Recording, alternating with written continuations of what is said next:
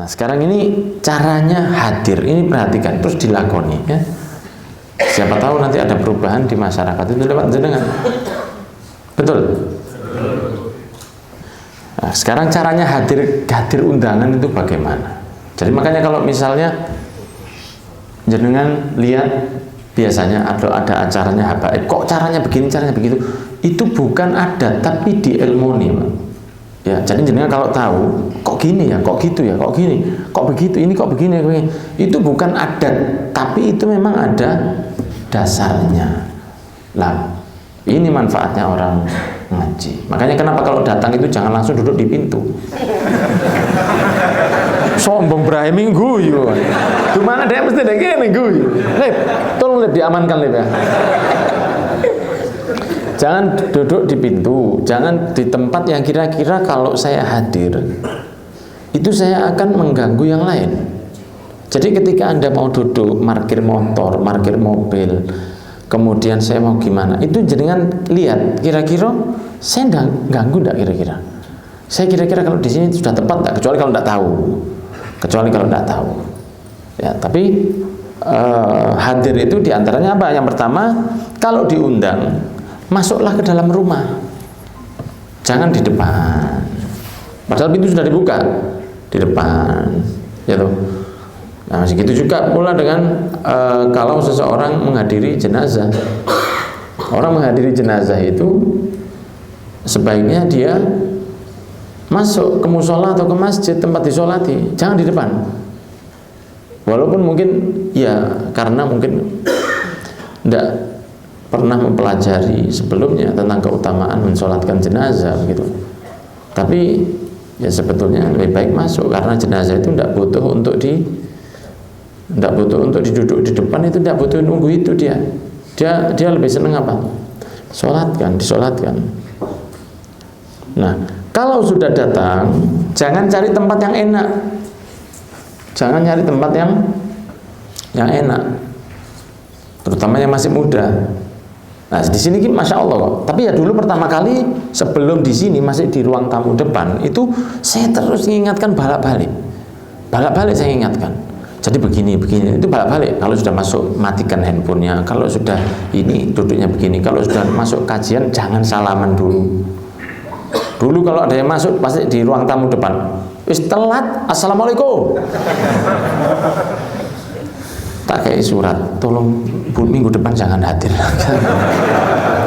Wis telat, assalamualaikum, banter salaman siji-siji ada yang handphonenya bunyi, tak suruh matikan, digetar-getarnya 9 skala Richter. Sak ruangan kerungu kabeh. Nah itu kan jadinya kurang baik. Begitu pula kalau sudah dikasih tahu bahwa sebaiknya itu yang nyandar itu yang sudah agak sepuh, itu lebih baik. Nah, seperti di sini saya ikut DPR, saya tak ganti saya. Majelis Ulama Indonesia. Ya. Kalau MUI ini, nah kan rata-rata orangnya kan sudah berusia lah, ya toh. Tidak seperti siapa? Ya, Rizky. Ya, kalau Ibrahim ini tidak pernah tua deh. Rizky, terus misalnya seperti Mas Woko, atau seperti Mas Hasan, atau seperti misalnya Mas Lukman, atau seperti misalnya sebetulnya Mas Hadi itu tidak kepingin senden, dia cuma ngecek sound. Mas Sisan ya senden, begitu sebetulnya tidak pernah senden dia. Nah itu yang nyandar itu yang tua dulu, begitu yang nyandar itu yang tua dulu. Nah, hal-hal seperti inilah yang ada di Kota Tarim. Itu yang membuat beda. Kalau kita kan bacanya di kitab, kalau di Tarim kita ngelihat, itu yang karena beda di sini dengan di sana. Kalau orang baik ya tergantung orangnya. Cuman suasana kotanya itu lebih ngelakoni dengan cara berilmu. Jadi sudah tahu teko itu sudah tahu aturannya. Nah, sehingga aturan-aturan seperti itu memang sangat baik karena orang itu kalau yang membedakan yang menjadikan dia lebih baik dari binatang adalah cara beradab. Ya, binatang makan kita makan, binatang tidur kita tidur, binatang kawin kita kawin. Cuman binatang tidak ngerti adab. Ya, Binatang nggak ngerti adab, dia buang air ngawur, kita di kamar mandi. Binatang nggak pakai baju, kita pakai baju.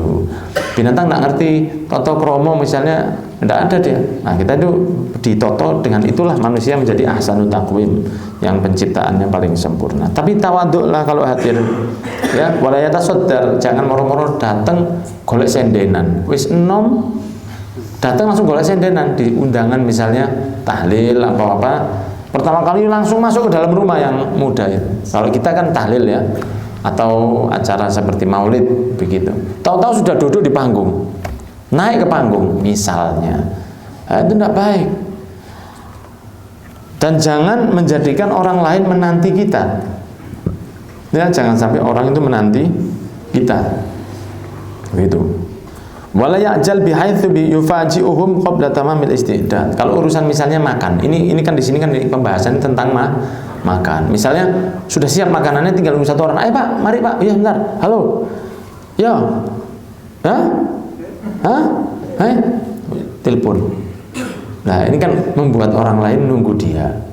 Nah, ini urusan makan ya yang dibahas di kitab ini tentang makan. Tapi juga jangan pengen cepat-cepat menjadikan segera selesainya acara ini. Ayo, dibuka ya, makan ya. Loh, sebentar Pak, ini masih disiapkan di belakang, masih ada lagi dikeluarkan. Misalnya di prasmanan itu atau di bawah, kan disiapkan itu mungkin katakanlah sambelnya belum keluar, kerupuknya belum keluar. Gampang sudah, ayo sebentar Itu juga tidak baik. Itu juga tidak baik. Ya. Wala yudayyaqul makan alal hadirin bizahmah. Jangan duduknya itu tidak sembarangan, nutup pintu, duduk di kusen. Nah itu tidak baik. Bal in asyara ilaihi sahibud dar bi maudhi'in la yukhalifuhu albattah. Tapi kalau sudah sahibul bait itu minta, Pak, sampai duduk di sini, itu jangan langsung berdiri. Kalau sahibul bait yang minta, ini perhatikan ini. Assalamualaikum.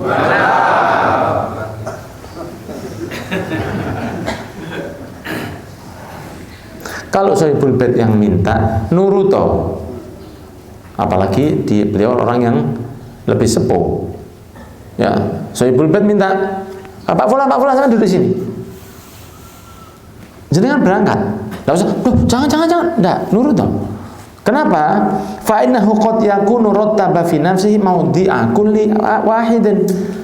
Karena si yang punya rumah itu bisa jadi sebelum acara dia sudah nyiapkan itu. Fulan nanti saya dudukkan di sini supaya Fulan duduk di sana. Lah ketika jenengan Mas duduk sini jenengan ada mau, berarti jenengan ngerusak tatanannya sahibul bait karena dia yang lebih tahu. Orang kalau mau mengadakan acara itu enggak tahu-tahu selesai, tahu-tahu tadi enggak. Itu kan mitos bangun 1000 candi dalam satu malam itu kan ceritanya. Jadi 1000 malam enggak iso. Jadi orang yang kalau sudah mengadakan acara itu dia sudah nyiapkan. Kalau misalnya di ruangan Zawiyah Nurul Iman ini kan memang semuanya alhamdulillah sudah siap, ya toh, sound sudah siap, karpet sudah tergelar, tempat-tempat sudah ya lain, ya toh lain. Cuman tinggal nyedot debu itu saja.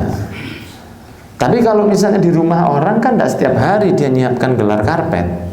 Nah ketika sudah digelar karpet, sudah disiapkan acara misalnya setelah baca maulid atau acara akhol atau apa, kemudian Anda dipanggil, Pak, mari masuk sini. Itu jangan pakai, sudah saya di sini aja, jangan. Bisa jadi dia sudah nyiapkan mulai tadi, itu dia sudah berharap Anda masuk. Nah ketika dia sudah ribut nyiapkan segala sesuatu, dia masih ingat kepada jenengan yang tidak mau, itu tidak cerdas namanya. Nurutnya jenengan bukan karena jenengan mau makan lebih enak, bukan. Cuman supaya jenengan mempermudah aturan yang sudah disusun oleh sahibul selesai. Kalau in asyara ilaihi, kalau diperintah oleh sahibul bait, ikuti, lakukan. Duduk sini Pak, lakukan. Adhaifu kal mayyit. Tamu itu seperti mayit. Mayit maksudnya kalau waktu dimandikan dibolak-balik tidak bisa apa-apa. Mau diketak juga tidak bisa apa-apa dia. Dibolak-balik tidak bisa. Akan begitu. Nah kalau kita misalnya datang satu tempat kemudian sahibul bait memerintahkan, Mas tolong sampai duduk sini. Loh, kok duduknya itu di tempatnya orang-orang yang kira-kira di situ banyak asatid begini begitu, ada yang kosong. Jangan dipanggil, Mas sampai duduk sini. Nurut aja. Dengan catatan yang nyuruh tadi siapa? Sahibul bait. Jelas ya kira-kira? Assalamualaikum. Wis. Sekarang kalau yang nyuruh tamu podo-podo hadirin, terus dia begini, mas, sampai duduk sana aja.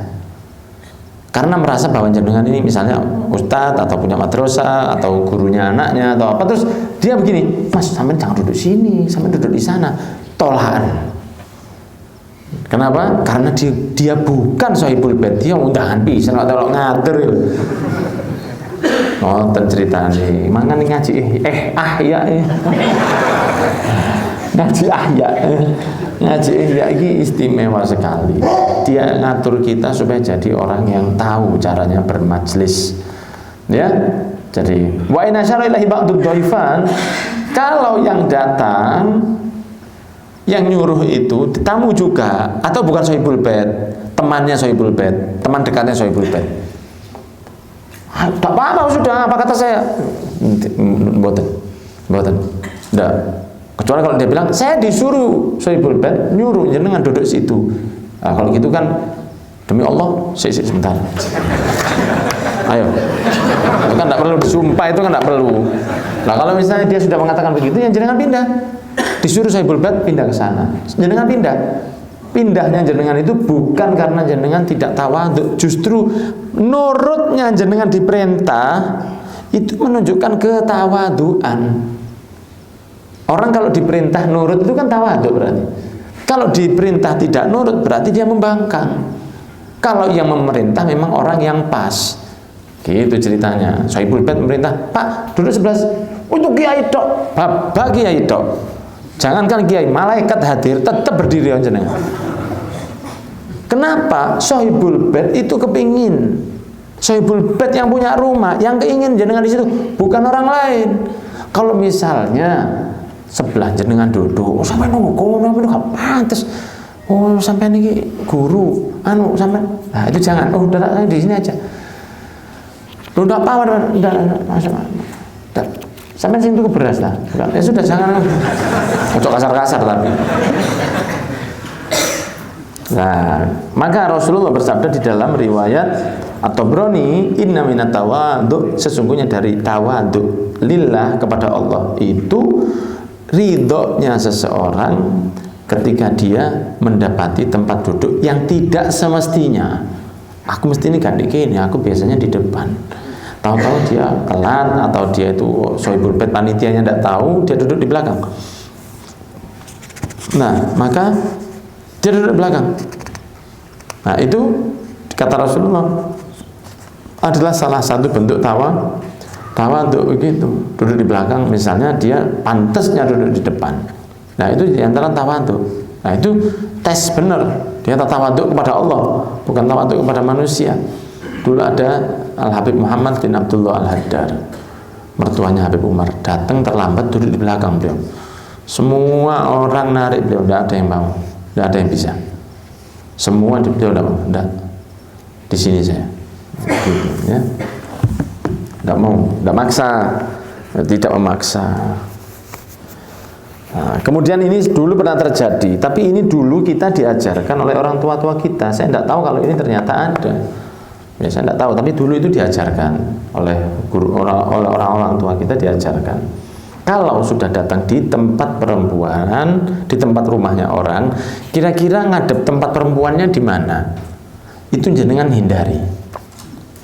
Begitu caranya. Dulu pernah saya masuk di rumahnya satu orang, diajak mampir. Kemudian salah satu jamaah Zawiyah Nurul Iman ini pas ikut sama saya. Kita bertiga. Saya sama satu orang habaib lagi diundang sama satu habaib untuk masuk ke rumahnya. Lah si anak ZN ini ikut, tapi dia memang baru ngaji lah. Kebetulan dia ikut waktu itu, bareng 3 orang. Begitu masuk rumah, kita langsung masuk karena kita tahu dapuran rumah itu di sana, maka kita langsung duduknya itu malik ngadep sana. Jadi misalnya sini dapurnya rumah.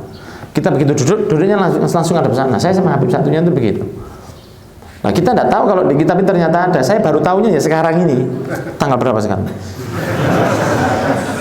11 ya 11 tanggal 11 Agustus 2022 ini saya baru tahu kalau di kitab ternyata ada, tapi ini sudah diajari oleh orang tua kita dulu, oleh ayah saya dulu.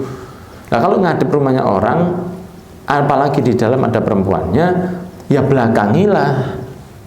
Nah dulu saya langsung duduk ngadep sana, saya nggak ngerti kalau itu maksudnya itu, saya pikir semua orang tahu begitu. Tahu-tahu sebelah saya anak itu bilang, "Beb, kenapa jenengan kok langsung ngadep sana?" Tuh, kan ini tempatnya perempuan di belakang.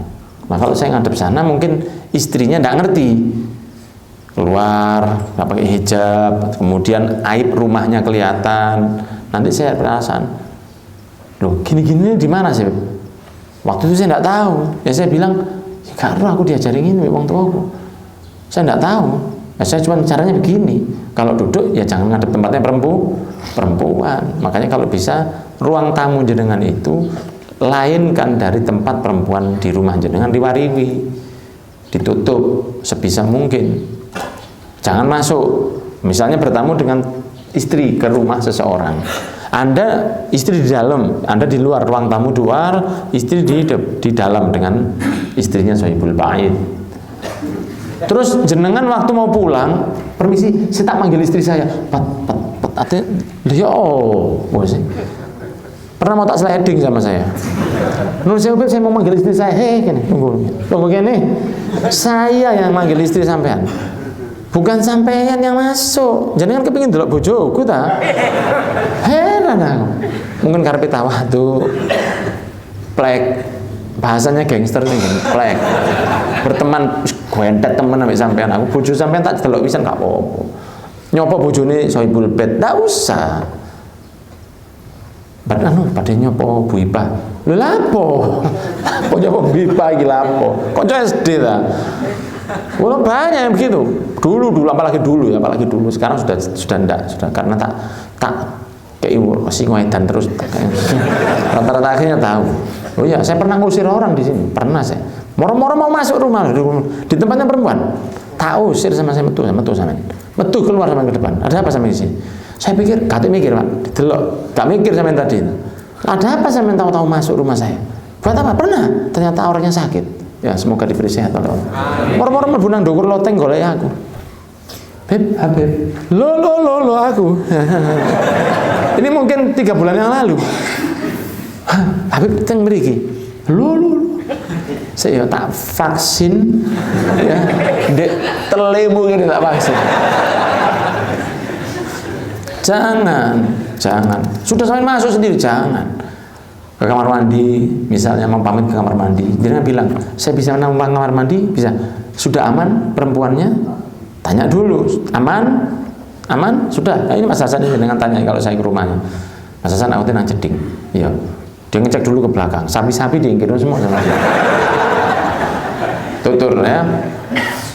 Sudah aman, saya baru bilang, wis aman, sudah, saya baru masuk. Ditarik lebih parah lagi. Turun Anda, turun tangga itu. Turun tangga, karena ruang tamu biasanya di lantai 2. Kalau turun tangga, itu biasanya orang nyebut Allah. Maksudnya di sini ada orang lagi. Supaya yang dibawa kalau ada perempuan tidak lewat dulu. Saking hati-hati ini. Lo kan tresno itu jalaran soko kulino atau ngelipet sama ketemu sepisan itu bisa bahaya, sepisan itu bisa bahaya. Saking jaganya itu seperti itu. Makanya kalau sudah disuruh duduk, jangan duduk. Kalau tidak disuruh, ya jangan. Kalau jenengan sudah disuruh duduk, ya jangan duduk. Sama duduk di sini. Monggo begitu. Kalau tidak disuruh, jangan. Kalau yang nyuruh itu adalah bukan Sohibul Bait, jangan diikuti. Nah, kemudian kalau masuk ke tempat itu jangan masuk yang menghadap ke tempatnya perempuan. Ya, jangan masuk ke tempatnya perempuan. Jangan melihat ke tempat kira-kira yang keluarnya makanan. Dapurnya di situ. Nah, itu tidak benar. Iya, melihat di tempatnya keluar makanan di situ, jangan lihat terus. Nah, itu tidak benar. Ya, kemudian jangan juga melihat kepada sesuatu yang membawa aib bagi rumahnya si Sohibul Bait. Contohnya apa? Ini aja dulu, masih banyak ini. Ini aja dulu. Contohnya apa? Biasanya banyak yang tidak ada niatan buruk sebetulnya, cuman mungkin belum ngeh bahwa itu sebetulnya bisa jadi kurang baik. Misalnya di rumah dipajang foto istrinya, di ruang tamu, di ruang makan, di kamar mandi bahkan. Saking cintai bojone. Di ruang tamu ada istrinya dengan dirinya, foto zaman apa? Waktu nikah dulu, rambutnya jambul dulu, zaman jambul begini. Waktu kate konde sak bani katana. Atau foto anaknya pakai kemben fotonya. Kan sering begitu kena wonten. Lah itu buka aurat tuh Pak namanya. Itu pernah dulu satu orang, ada guru dari Yaman datang, lihat rumahnya satu orang ada gitu. Ini dayuth. Ini dayuth namanya ente. Ngilokno ke Sohibul Bait. Kon seperti orang laki yang mempersilahkan keluargamu ditonton orang auratnya, padahal foto loh. Kamu tanggung jawab di akhirat kamu. Kamu tanggung jawab auratnya anakmu, kamu tunjukkan tamu. Kenapa enggak kamu simpen aja di dalam? Karena besar kemungkinan walaupun di dalam itu ada yang masuk nanti. Kan enggak mesti, karena tahu-tahu ada yang masuk. Sepupu ada yang masuk. Lah sepupu itu kadang-kadang kan bludas-bludus, Pak. Ya no? Kalau umumnya kan begitu. Nah itu kan maksudnya kan kelihatan di dalam itu, jangan dipajang sudah. Kalau di dalam kamar sepupu masuk, ya berarti sepupu yang himar itu berarti. Sepupu yang himar itu berarti. Nah, makanya kalau ada foto-foto keluarga jenengan, istri, jangan ditaruh ruang tamu, jangan ditaruh ruang tengah. Kalau di dalam kamar, saya rasa masih lebih aman, walaupun lebih baik tidak. Taruh di album aja, album minggu kita. Ini album minggu kita. Dia taruh di album saja. Karena saya tidak yakin jenengan tiap hari begini. Dieling adik, Mas bentino cara sing itu, sampai mulek. Ya, kan tidak setiap hari. Lah kalau kepingin dilihat siapa? Karena itu ada auratnya. Nah, kalau misalnya ada foto jenengan pribadi, tidak apa-apa. Atau kepingin aku mau pajang foto-foto keluarga saya, anak istri saya, kepingin saya pajang. Gimana caranya? Kan punya foto kecilnya dulu. Masih kecil-kecilnya dulu, umur 3 tahun, masih lucu-lucunya dulu. Saya kira lucu belas. Dulu waktu masuk kecil, masih lucu-lucu itu dipajang, tidak apa-apa. Bapak ibunya waktu masih kecil, anaknya masih kecil-kecil, tidak apa-apa. Kepingin kok sempat, aduh jangan, tidak boleh.